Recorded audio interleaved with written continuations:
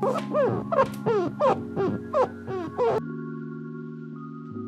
sure if you should choose CLR over vinegar or the other way around? Hello, my name is Samantha Sparkle, and I'm a writer on Cleaner.com. Stay with me if you want to know who wins in the CLR versus vinegar battle. If you want to know which one is better, it's important to know exactly what kind of job you want your cleaner to do. Before I go into more detail, let's get to know both cleaners a bit better. Both products can be used to remove mineral deposits from sinks, tubs, and other surfaces around the house. If you're looking for a solution that will help you remove hard water stains from your sink or shower, then CLR is the best option.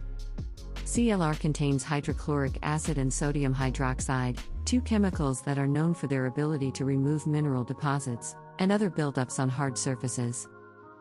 The key word here is hard surfaces.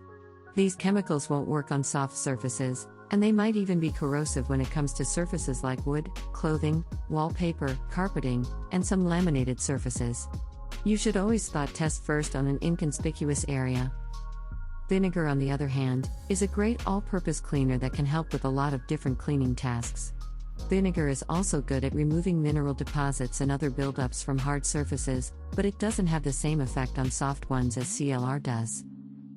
If all your cleaning needs are related to hard surface cleaning, then vinegar is probably not going to be your best bet, because it doesn't have quite the same power as CLR. But when it comes to softer surfaces, vinegar performs better.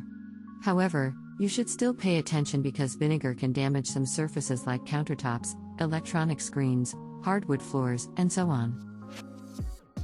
I hope you have a clearer picture of CLR and vinegar now, and the benefits and disadvantages of both products. Thanks for watching our video.